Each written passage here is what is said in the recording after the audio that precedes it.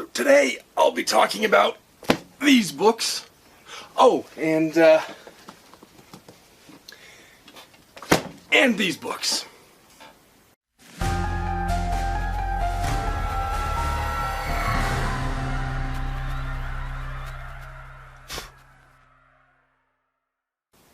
Well, as you saw in the opening, I'm going to be talking about quite a few books today, and that's because, as you know if you read the title of this video, this is all about KillerCon, which is a writers' conference.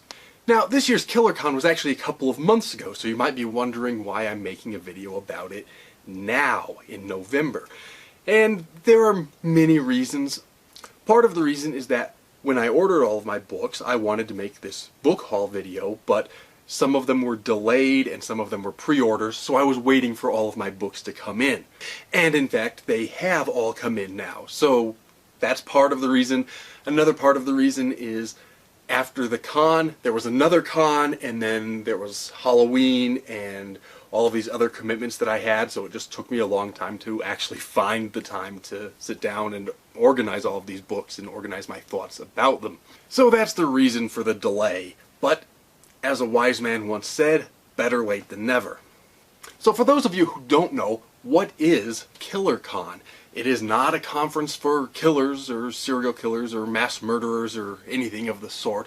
Rather, it's a writers' conference. It's for professional writers and editors and publishers and would-be writers and would-be editors and publishers and the literary horror sorts of people.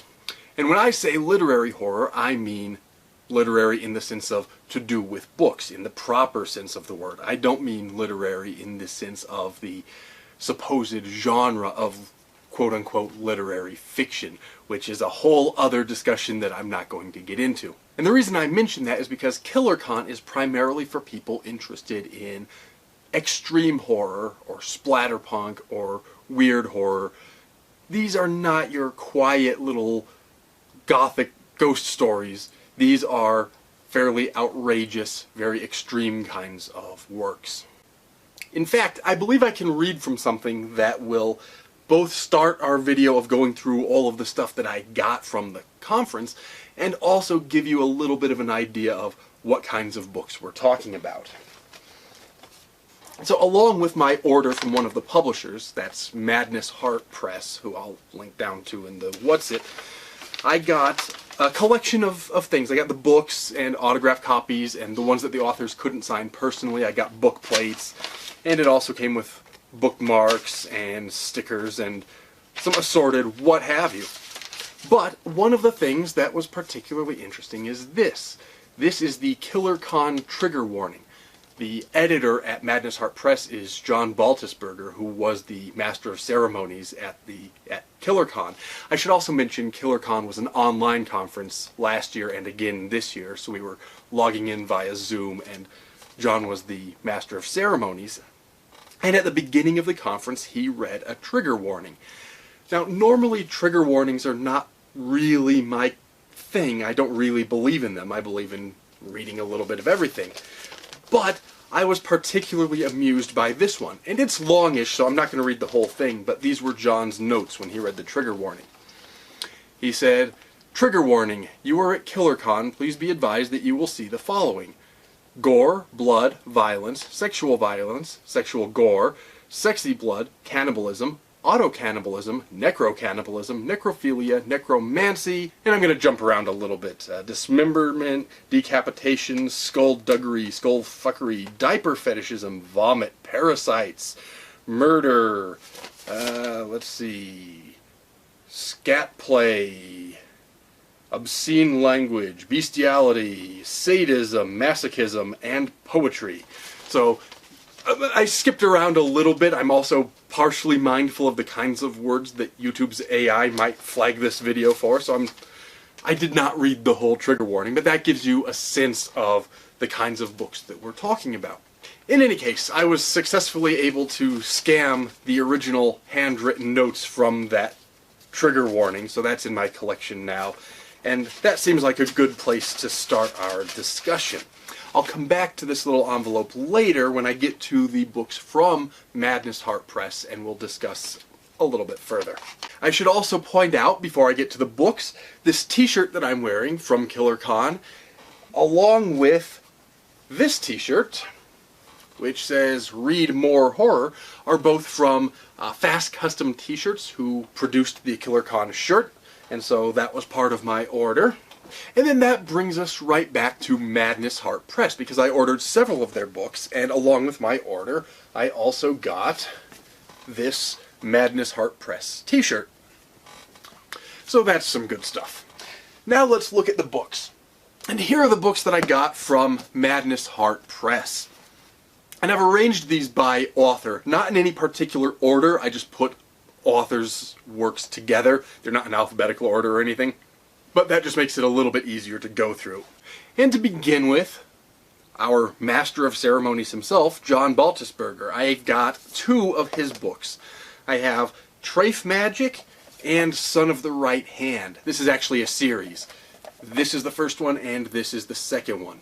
So let me read the description on the back. Zeev Kaplan is not your average prayer leader. Hell, he's not even a prayer leader, despite what his friends, family, and girlfriend might think. Zeev leads a strange double life as an exorcist and monster hunter for the Jewish community of Texas.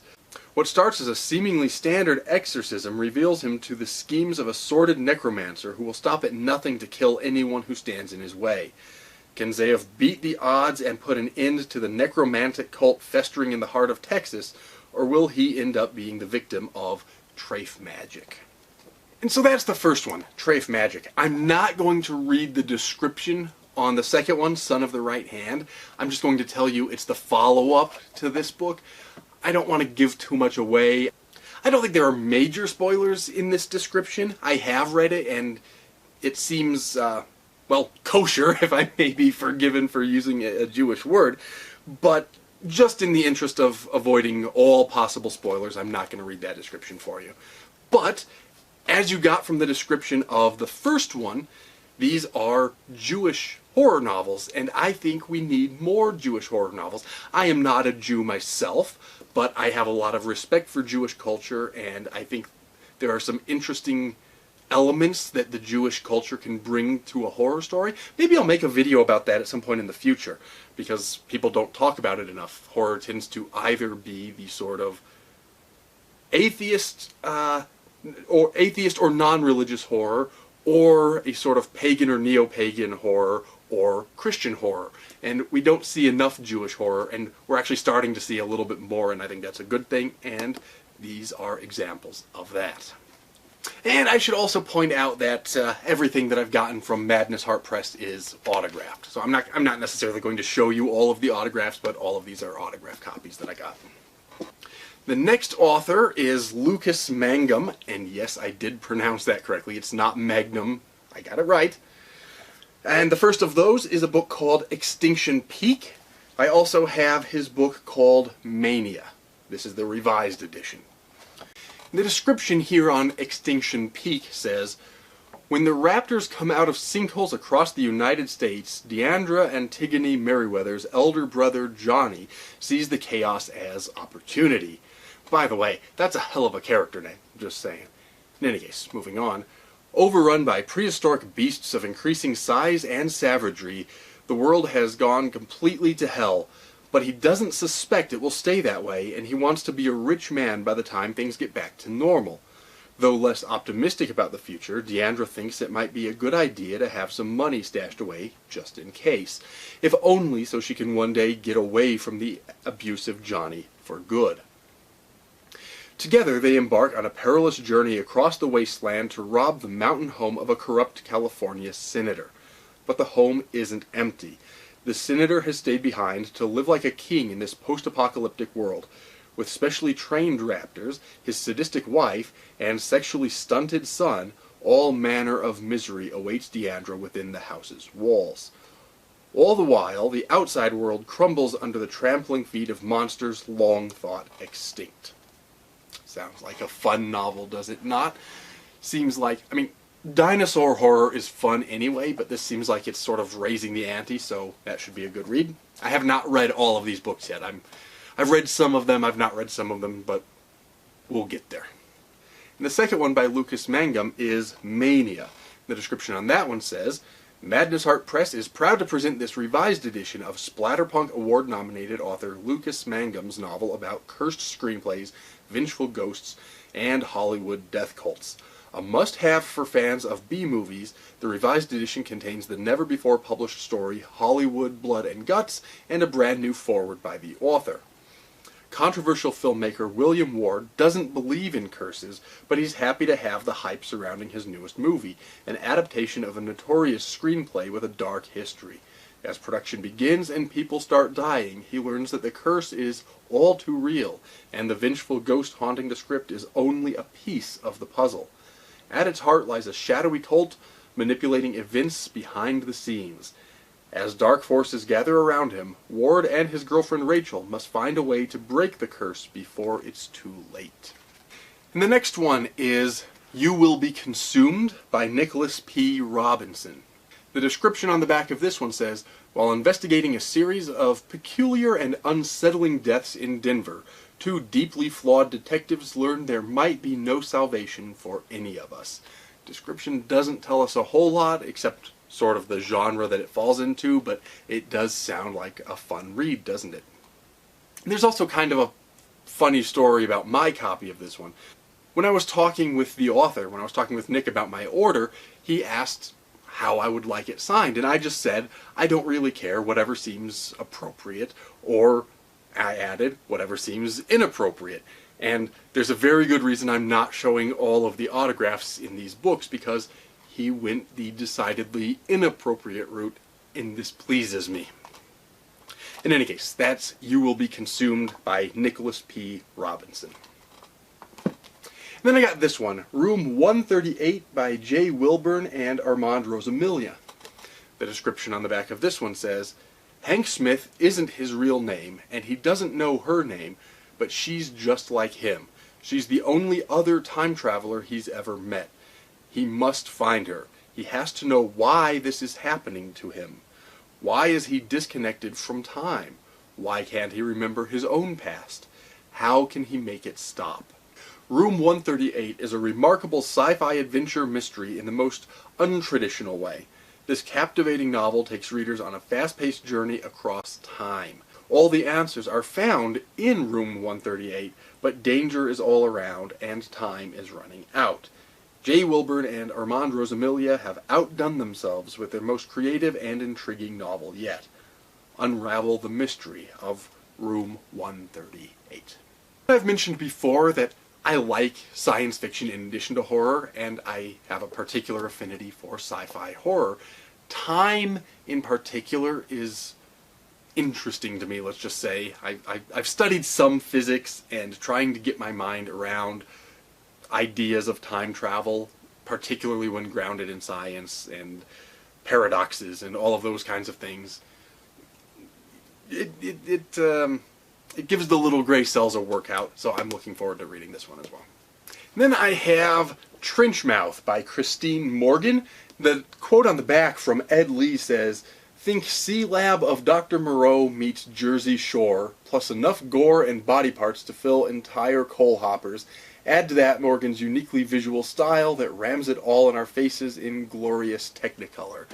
I think honestly that quotation alone ought to be enough to get most people's interest, but I'll read the description on the back anyway.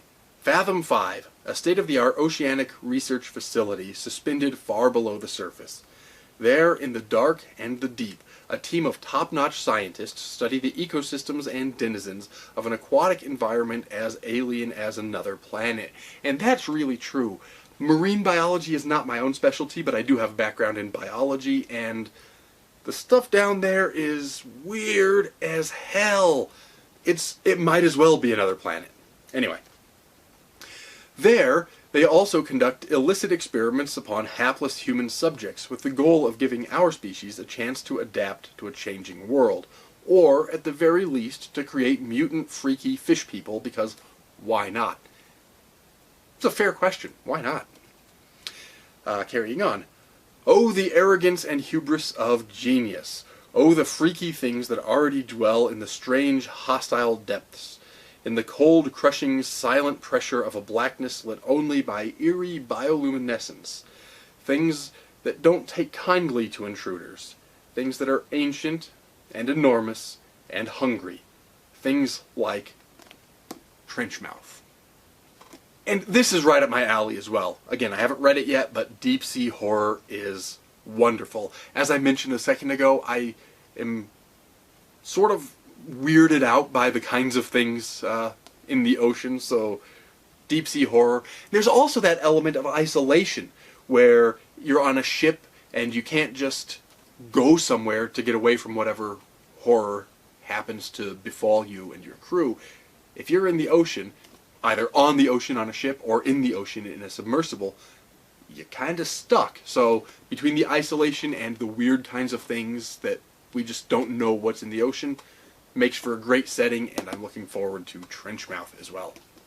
Next up is a book called Broken Nails by Susan Snyder. This is a tiny little book, which is actually because this is a book of poetry. So the description on the back of this one says, "Poetry has long been the language of rage. The disquiet ghosts of our own discomfort and paralyzing fear rising up in sometimes broken verse to express itself in bellowed whispers." Splatterpunk nominee Susan Snyder's debut chapbook of poetry, Broken Nails, is no exception to this. Each poem overflowing with the emotional outpourings of a woman who has too often been told to paint herself in the veneer of societal femininity, only to be beaten down and left with chip paint and broken nails. Hence the title. The thing of this is, I think a lot of people forget that horror and poetry can work really well together, and there is a rich tradition of horror poetry. It's not always going to be everyone's cup of tea. In fact, a lot of modern poetry ends up not being my cup of tea because I have, let's say, very specific ideas of what I like in poetry. But I'm always keen to try a new poet out, and I know that Susan Snyder, I don't know her poetry, but I know her work, some of her other work, and so that bodes well, and I'm looking forward to trying the poems, at least in Broken Nails. Also by Susan Snyder we have this book, Encyclopedia Sharksploitanica. This is a non-fiction book about sharksploitation movies. The description on the back will basically tell you what you need to know. It says, 5 decades ago, Jaws scared the swimsuits off of us and lit the fuse for a beloved little horror movie subgenre called sharksploitation. From the blatant ripoffs of the 1970s to the CGI assault of modern movies, shark movies are going strong and still satiating our appetite for toothy carnage.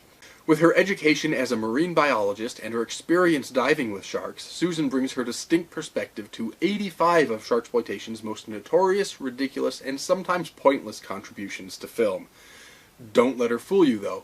This is really a tongue-in-cheek love letter to shark cinema, the good, the bad, and the so bad it's good. In this all-teeth, no-bones collection of reviews, interviews, essays, rants, and even some poetry, again poetry, Susan dissects the genre as a whole and explores everything she loves and hates about sharksploitation movies. And I gotta tell you, I've not read the whole book yet, but Susan read from the book during the con, and I loved what I heard, and this one's near the top of my list. I'm reading some other stuff first, but this one's right at the top of my list. Can't wait to sink my teeth into it, if I may. The next one is this. This is Ape in the Ring and Other Tales of the Macabre and Uncanny by Douglas Ford. This is a collection of short stories, so I don't have much of a description to offer, just because they're all different stories. But tell me this cover doesn't already just sell you on the book. And if that weren't enough, let me read just some little snippets from the praise that they've published, the quotes from other authors. A midnight carnival of dark wonders, terrifying and fascinating in equal measure. A must-have collection for every horror library. A David Lynchian labyrinth of chutes and ladders, a freak show of familiar terror. This is all sounding pretty good to me. There are, let's see, 1, 2, 3... There are 17 short stories in this book. I've not read it yet, so I can't comment, but I am very much looking forward to it. I like apes, I like circuses, I like carnivals, and it seems like there's some connection between the two, perhaps, in this book. And also by Douglas Ford, we have The Reattachment. The description on the back of this one tells us, when Fry suffers a workplace injury that costs him his left arm, he is overjoyed when the company doctor tells him it can be reattached weeks later. Sure, it's longer than he remembers, has signs of decay, and seems to have seashells and teeth marks in it, but hey, nobody's perfect. As he returns to work, things have taken a change to the more occult. Fry must unravel the mysteries of his new job and his new arm before one or both kill him. The Reattachment riffs on Hands of Orlac and other amputation horrors by way of Franz Kafka, along with an element of eldritch weirdness. Again, sounds perfect to me. Kafka and eldritch weirdness together, perfect match. So, should be a fun read. And then we have In the Shadow of the Mountain by Reed Alexander. The description on the back of this one tells us, the quiet town of Kodiak Lake, a great place for snowmobiling and ice fishing. It is a picturesque Adirondack village, a destination location for a select type of winter lover. But something is wrong with the Adirondack Mountains. Some people have begun acting oddly, and others are terrified.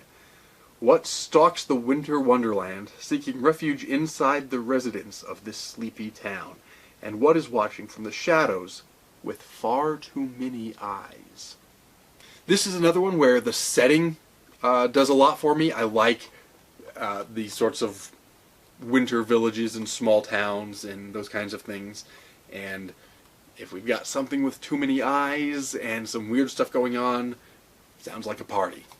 And then lastly, we have, also by Reed Alexander, In the Beginning, the description of which says, as a private investigator, Joan just wanted an easy day. From a simple job with a quick paycheck, she had rules about getting involved, becoming invested. That seemed simple enough until outside influences force her hand. What appears to be a simple carjacking turns into a full-blown conspiracy. A mysterious cult with strange supernatural powers hunts the wayward carjacker. In Joan's effort to protect her own property, she is dragged headlong into a plot that threatens her, anyone she contacts, and indeed the whole world.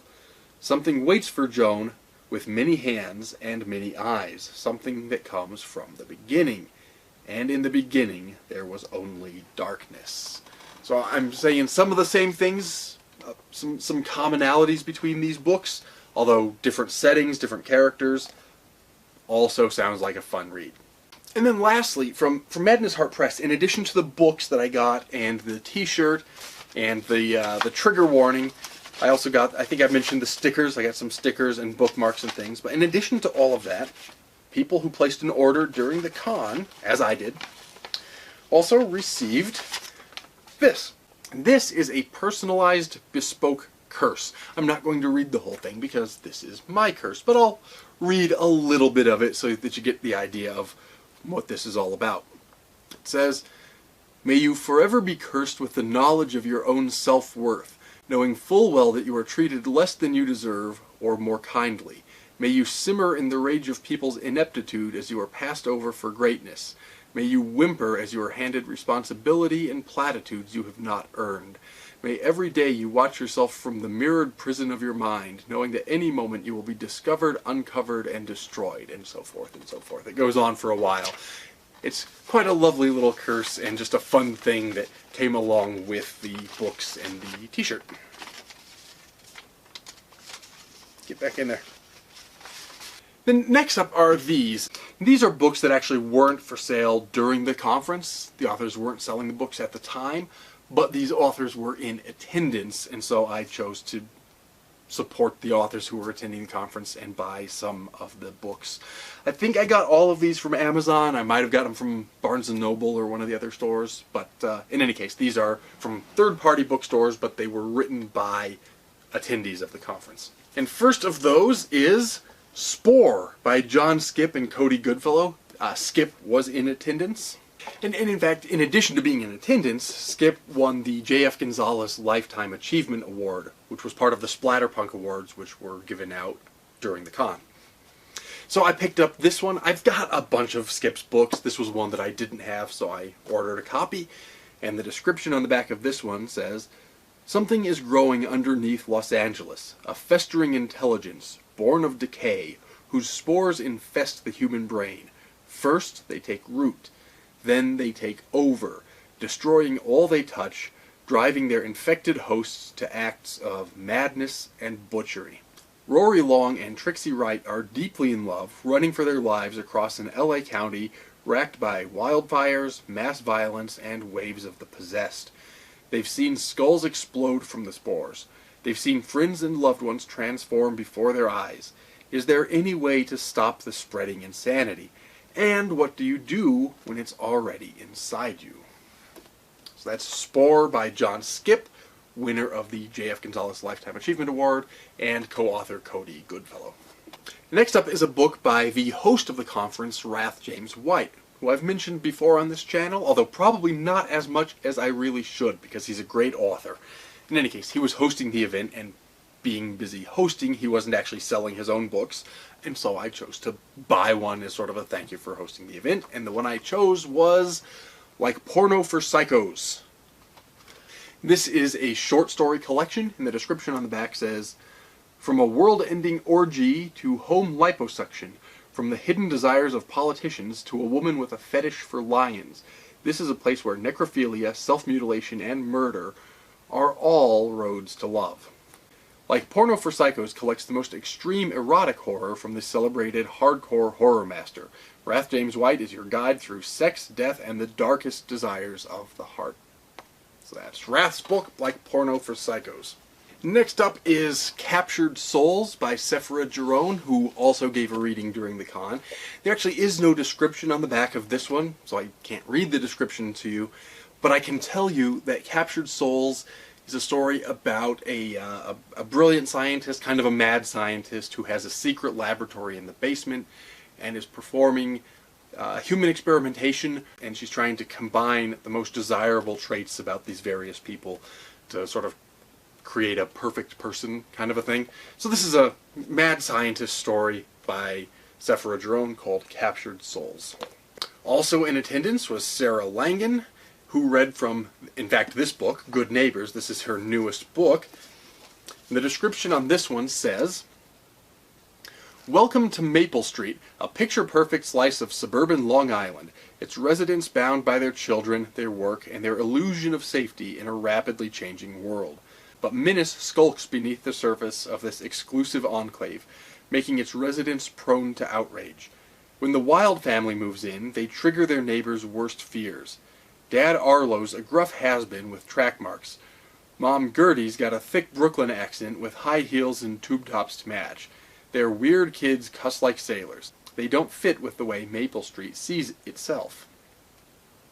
Though Maple Street's queen bee, Ray Schroeder, a lonely college professor repressing a dark past, welcomed Gertie and her family, at first, relations went south during one spritzer-fueled summer evening when the new best friends shared too much too soon. By the time the story opens, the Wilds are outcasts.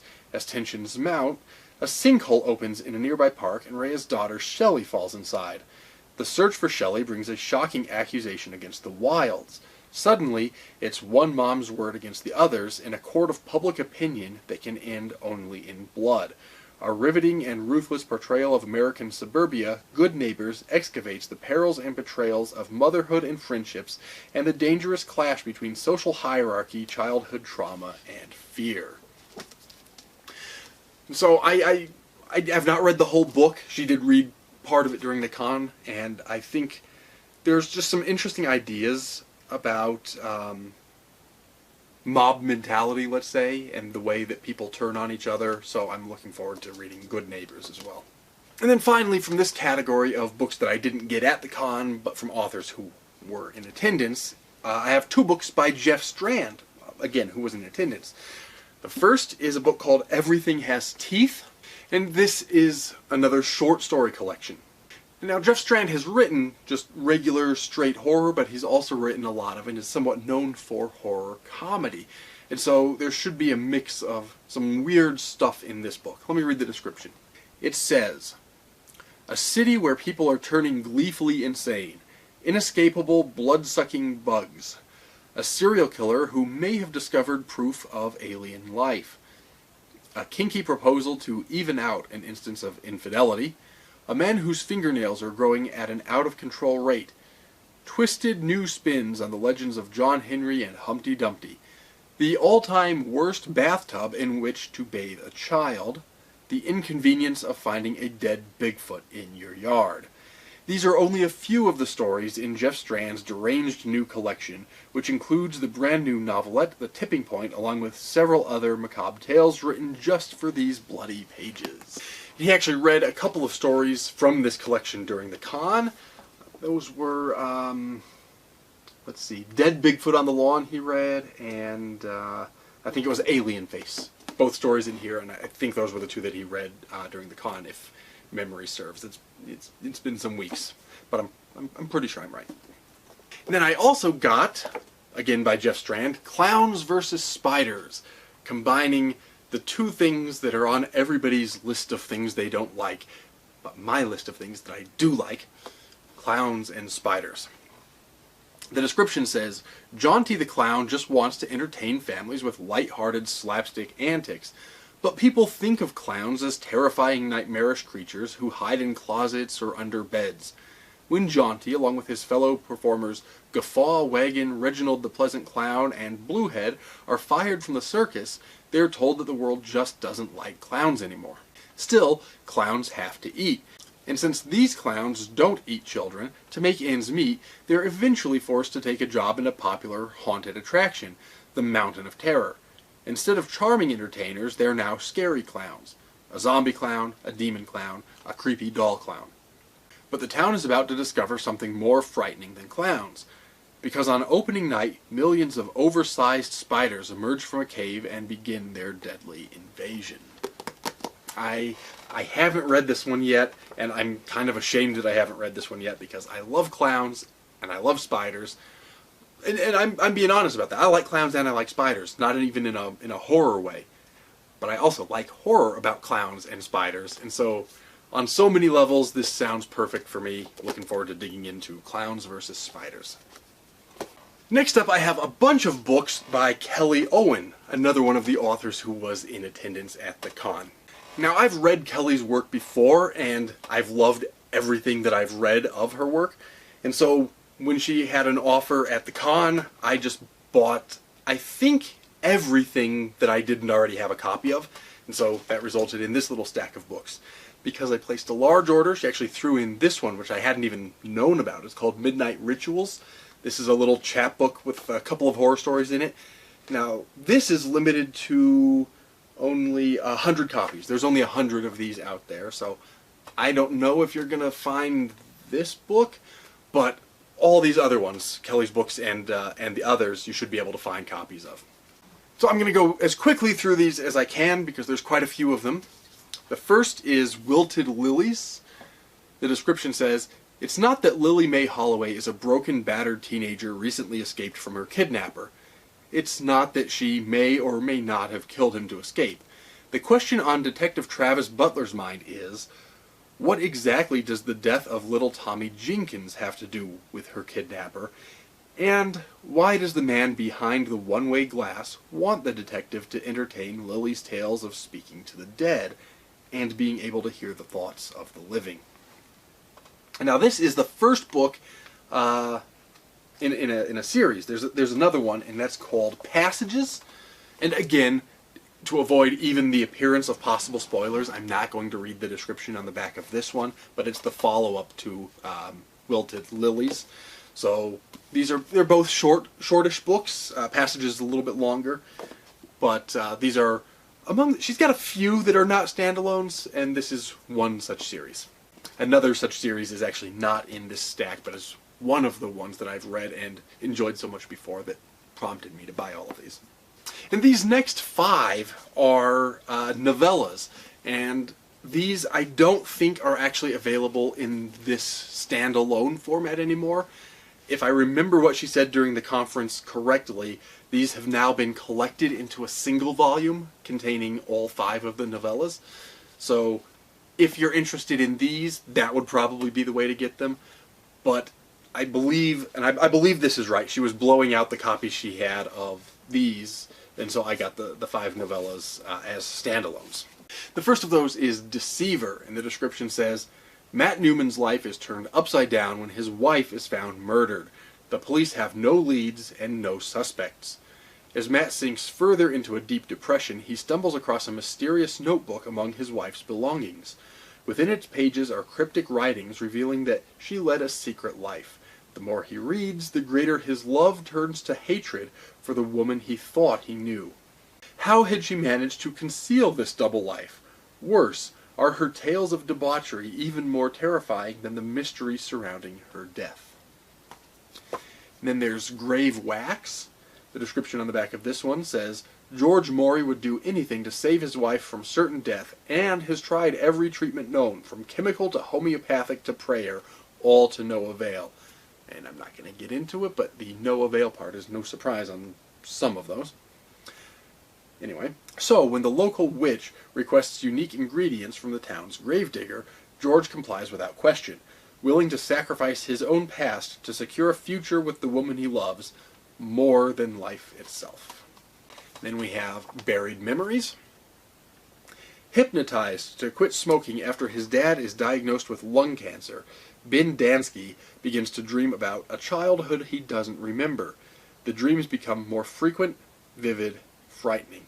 And that's actually a real thing in terms of hypnosis and a variety of other psychological procedures and treatments. You actually can implant these weird memories. Maybe not this way, but that is inspired, let's say, by a real thing. Carrying on. Further hypnosis reveals events he doesn't want to believe, but as Ben decides to ignore them, his past finds him. Details trigger more than Ben bargains for, as both distant and recent memories are unblocked and change his life forever. Then we have Survivor's Guilt. Presumed dead in the tragedy of 9/11, Ryan Kolstad saw his missed job interview that morning as something other than a failure. He saw opportunity. Believing his family would be better off, he walked away. Under the guise of a new identity, he spent a decade punishing those he deems unworthy of the loving families they take for granted.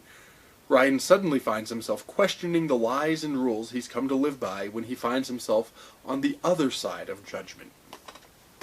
And then last but not least, we have Forgotten. The description says, Annalise Timmons is found battered and beaten in the bathroom of a quiet roadside rest area without her car, her identification, or her memory. To her horror, she quickly learns more than her memory is missing. Doctors and loved ones alike try to fill in the blanks for her, but she finds it impossible to believe their stories.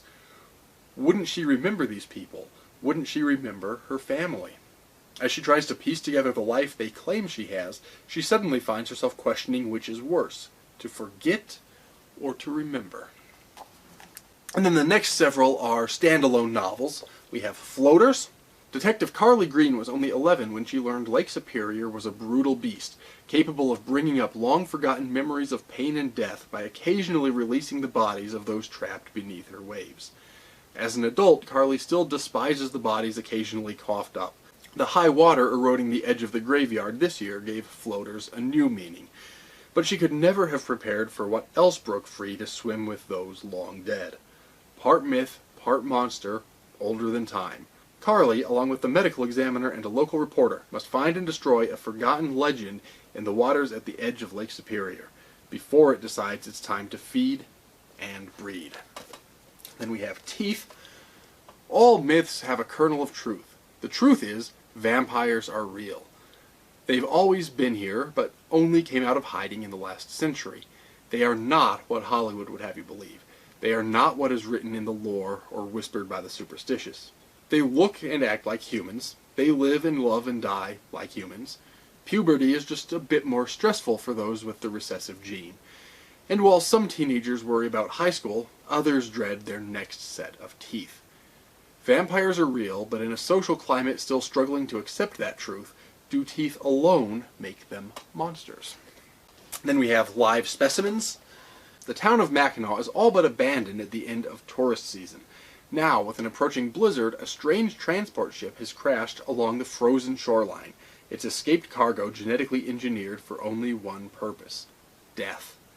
Howling winds hide the screams of townsfolk as retired biology teacher Kin Jardine leads a small group to first understand and then destroy what they're dealing with before the storm gives the upper hand to the live specimens.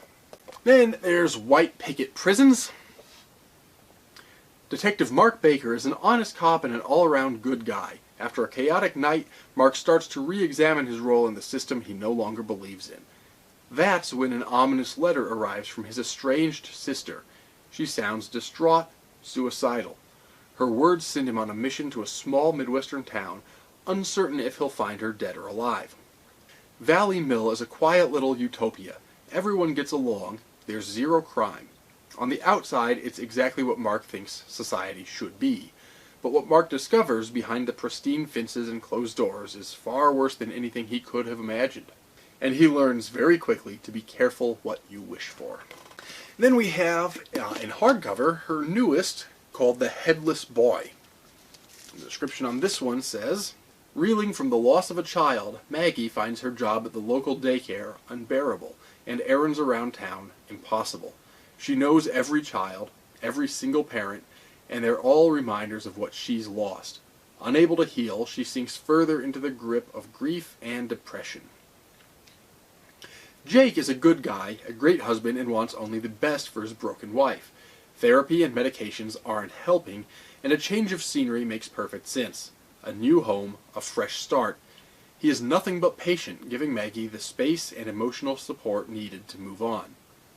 But once they've settled in, Maggie offers him an alternative. And though Jake doesn't believe in ghosts, he plays along with the charade in the name of helping his wife, until he discovers it's not a game. They are not alone. As the subtle activity grows violent, Jake realizes the thing in their home has chosen Maggie as a surrogate mother, and it does not want a father figure. Jake and Maggie's fresh start has become a battlefield, and he's no longer sure which side his wife is on. Does Jake have the strength to save them both?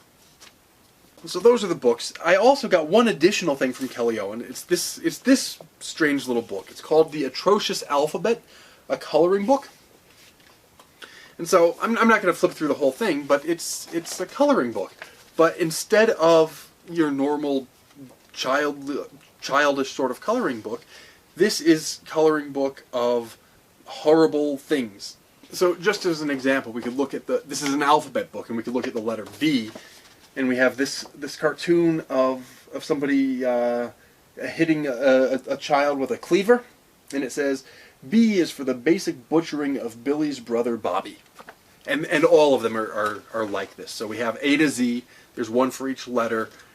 The drawings are amusing, and it's a coloring book, so it also came with this little packet of crayons.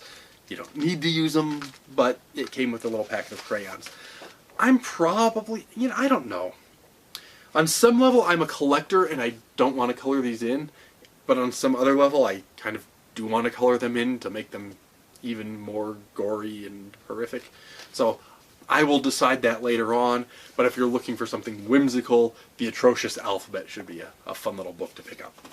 And just in the interest of making sure everybody gets credit, the illustrations in this book are by Chris Interline. And moving right along, some more books by authors who were in attendance at the con. We have Cattywampus by Robert Ford and John Bowden. The description on the back of this one says, there had been a plan. It wasn't a good one, and it was rough around the edges, but it was a plan. Then things went off the rails and into places where no one was comfortable. Violent places, unspeakable places, places stained with blood, and other things. A nesting doll of crimes and sordid deeds. Darlene and Sheila were up to no good, but the mess they find themselves in makes their original plans seem like a Sunday school picnic. And it started the way you'd expect a bad day to begin. A robbery, a death, a bucket full of teeth. Welcome to Stillwater, Pennsylvania. We're glad to have you. And so this one just should be sort of off-the-walls chaos, and I know Bob Ford has written a lot of good things, so I'm looking forward to this one. By the same author, Robert Ford that is. This one was co-written with John Bowden, but Bob Ford wrote also this book called Inner Demons, and this is a collection of 4 novellas. And so I'm going to read part of the description on the back of this one for you. It says, "Somewhere past the edge of morality is the gray area of life. It's a place where the shadows seem darker.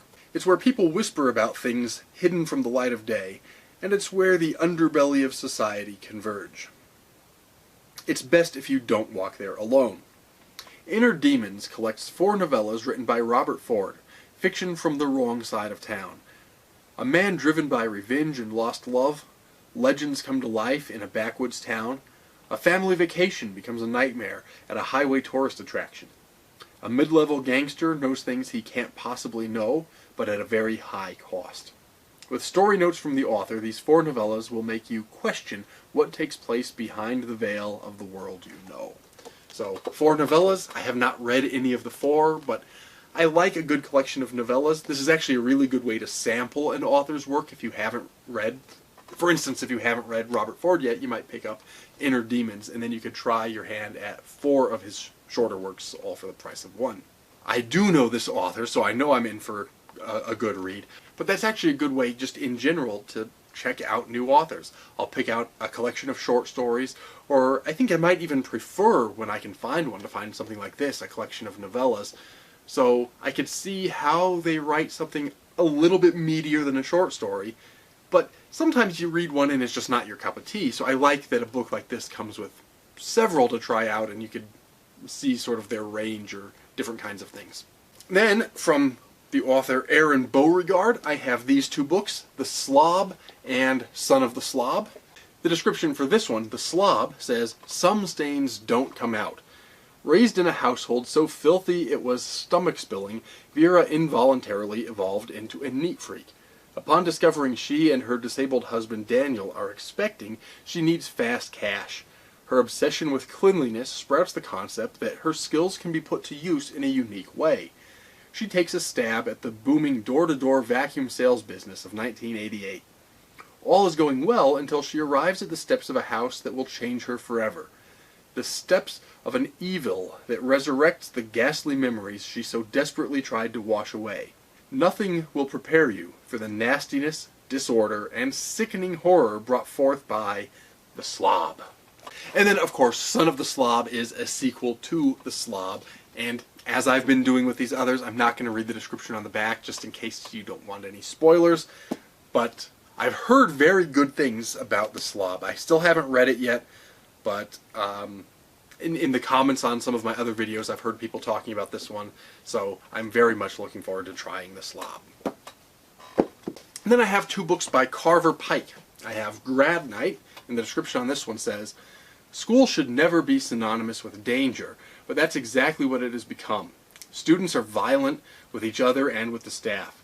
Teachers and administrators have been attacked. This is nothing like the school shootings occurring on other campuses.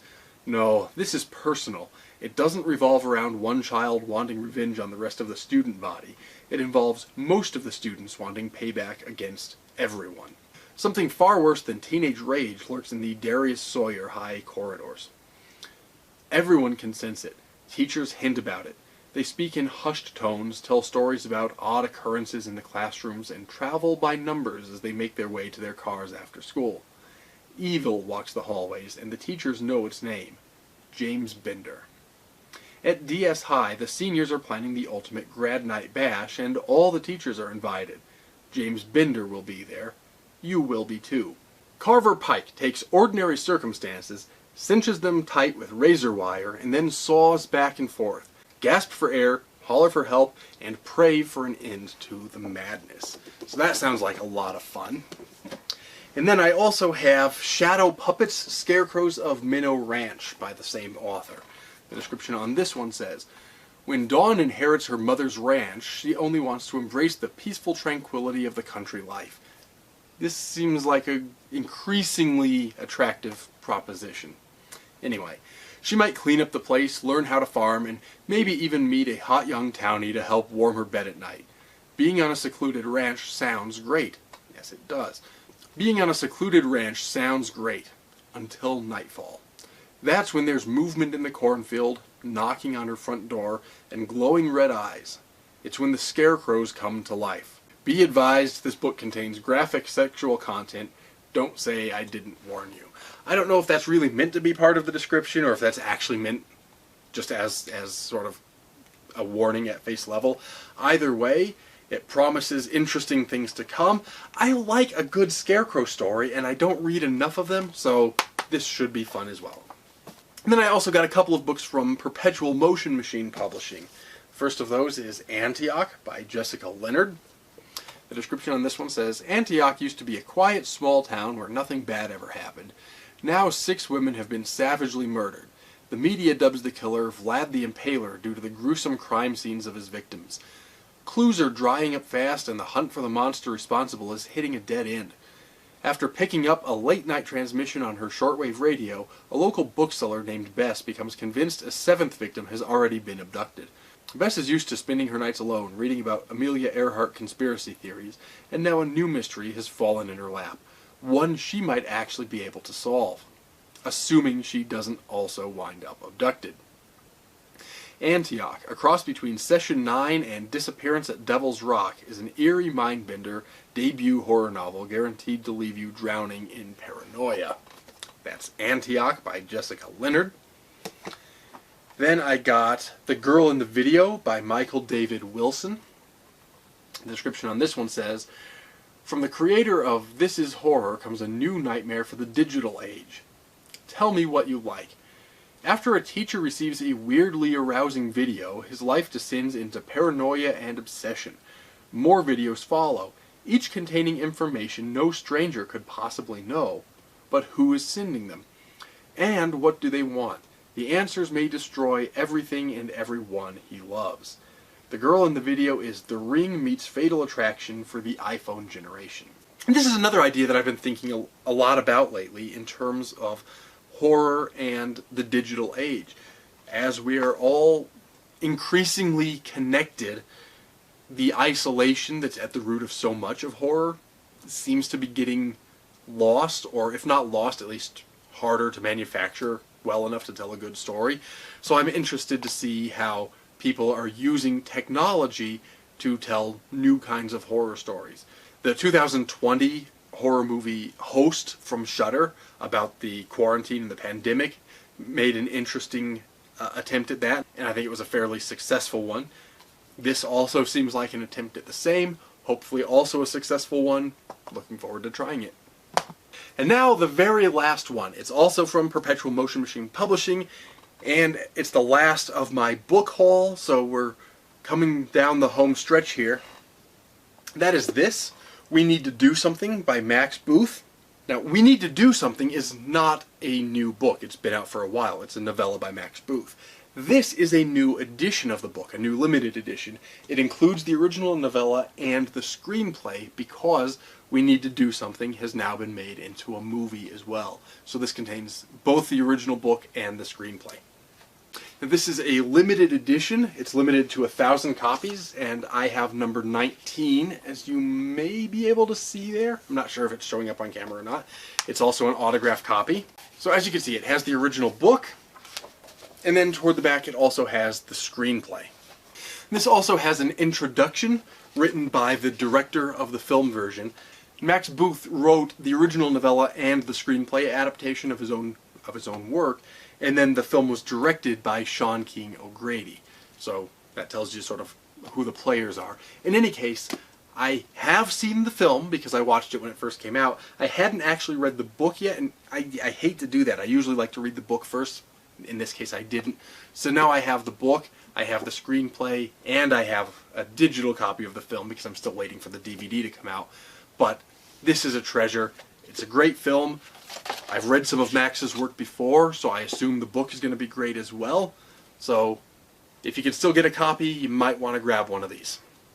And interestingly, it also came with this. The film takes place primarily just on one set.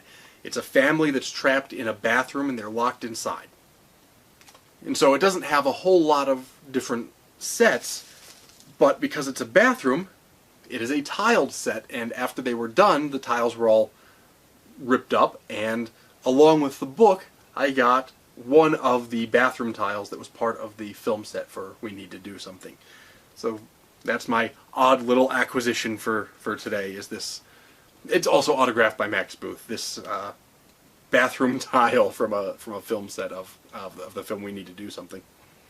And as some of y'all know, I do enjoy collecting oddities. Lord knows I have some odd stuff. Maybe that's another video. I'll make a video at some point. I'm not promising when, but I'll make a video at some point where I go through some of my cabinet of curiosities and just show off some of the weird stuff that I have. I have, you know, serial killer things and science-y things and horror things, and I like to acquire things. So click the subscribe button, click the notification bell, make sure you stick around, and at some point I will show off some more of my collection. For now, here's a lot of books, a couple of which I've read, most of which I haven't read yet, authors that I do recommend. It's a great book haul. KillerCon is always a blast. In fact, if you can make it out next year, it's usually in Austin, Texas. So if you're a writerly type, you might want to do that. But in the meantime, that's basically all I've got. I've got a lot of books to read, and hopefully you found some of them interesting enough that maybe you'll pick up a copy of one or more of them. And now all that remains is for me to say, as always, take care and stay scared.